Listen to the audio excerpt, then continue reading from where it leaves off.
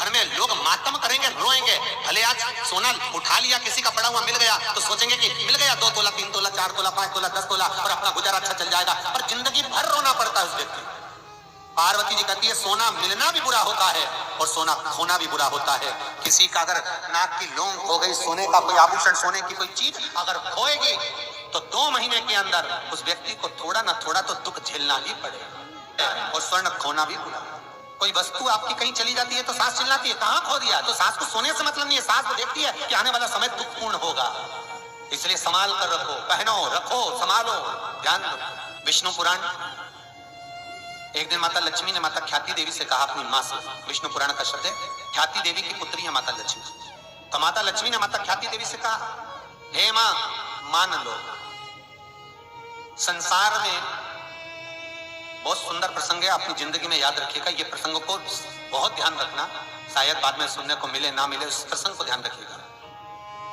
विवाह का मंडप जो लगता है, विवाह का जो मंडप लगता है, शादी का मंडप लगने पर विवाह का मंडप जब तक विसर्जन नहीं हो जाता, मोर छठ के दिन मोर ठंडे नहीं हो जाते, उस बीच में सौभाग्यवती नारी जो मंगल विवाह कर आई होती है, उसका यदि कोई आभूषण खो जाता है तो उसको वंश बढ़ने में दिक्कत आती है, हमेशा याद रखिए। स्वर्ण भाग, उसके शरीर को दिया गया आभूषण, उसमें से अगर कोई वस्तु एक लौंग भी खोती है मोर छठ के पहले, अर्थात जब मोर ठंडे हो उसके पहले, मंडप ठंडा उसके पहले, तो वो उसके वंश बढ़ने में तकलीफ है, उसका वंश बढ़ने में दिक्कत, पुत्र प्राप्ति के लिए वंश को बढ़ाने में दिक्कत है। स्वर्ण का कोई मायना नहीं है, पर दिक्कत उस बात की है कि वो चीज गई है तो उसका भाग मनुष्य को भोगना पड़ता है। इसलिए बहुत सावधानी हर चीज में। हम तो यहाँ तक करते पूजन भी कर रहे हो, पाठ भी कर रहे हो, अर्चना भी कर रहे हो, भगवान की सेवा भी कर रहे हो, तो उसमें भी सावधानी रखें, उसमें भी सावधानी रखें। आपको लग रहा है कि बहुत तेज हवा चल रही है, बहुत तेज वायु चल रही है और मैं जो दिया लगाऊंगी वो ठंडा हो जाएगा, मत लगाओ।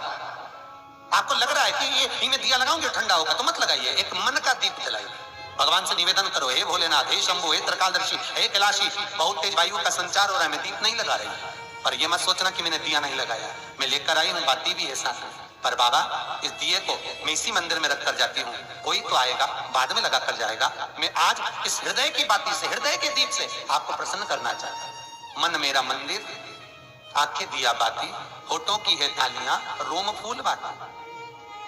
मैं आपको भाव से 5 कारण हैं जिससे शंकर हमें प्राप्त हो सकते हैं अंतिम क्षण में। 5 कारण। पहला, अगर आप शंकर के मंदिर में जाकर 1 लोटा पानी चढ़ा रहे हैं तो शिव की कृपा आज नहीं तो कल, कल नहीं तो परसों, कभी मेरे बाबा की कृपा आप पर बनेगी जरूर। ये शंकर के ही शब्द देवऋषि नारद को।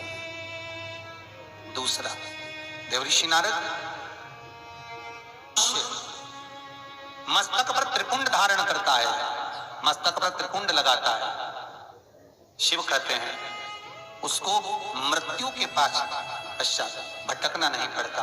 शंकर कहते हैं वो मेरे ही धाम पर, मेरे ही संग कैलाश पर आकर विराजमान हो जाता है। तीसरा,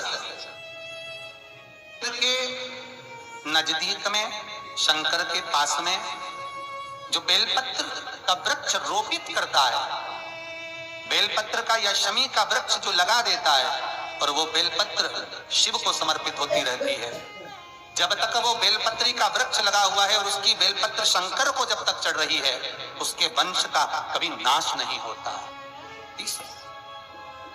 चौथा कारण कहा, देवऋषि नारद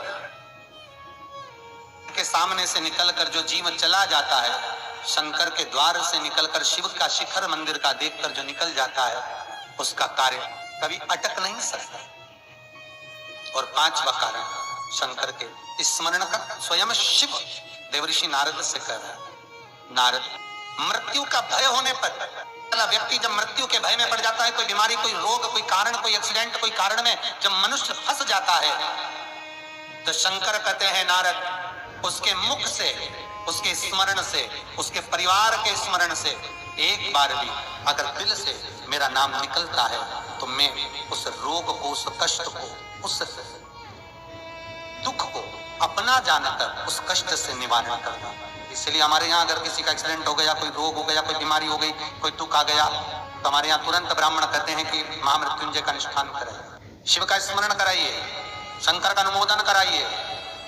और फिर निवेदन करूंगा, बारंबार कहता हूं, आज फिर निवेदन करता हूं आप सभी से, अगर शरीर में कष्ट है, घुटने कमर में बहुत ज्यादा तकलीफ है, तो प्रदोष के दिन शंकर के, अभी महाशिवरात्रि आने में तो बहुत समय है, पर प्रयास करना कि प्रदोष के दिन शंकर के मंदिर की चौखट पर बैठकर, शंकर के मंदिर के द्वार पर बैठकर शंकर पर चढ़ी हुई बेलपत्र खाना चबा चबा कर और घर आकर विश्राम कर तो एक प्रदोष कर देखना, आपके घुटने और कमर में आपको खुद अंतर है। बाबा की बेलपत्र कोई साधारण नहीं है महाराज, वो कहते क्या गुण है महाराज। ऐसा कोई रोग, ऐसी कोई बीमारी, ऐसा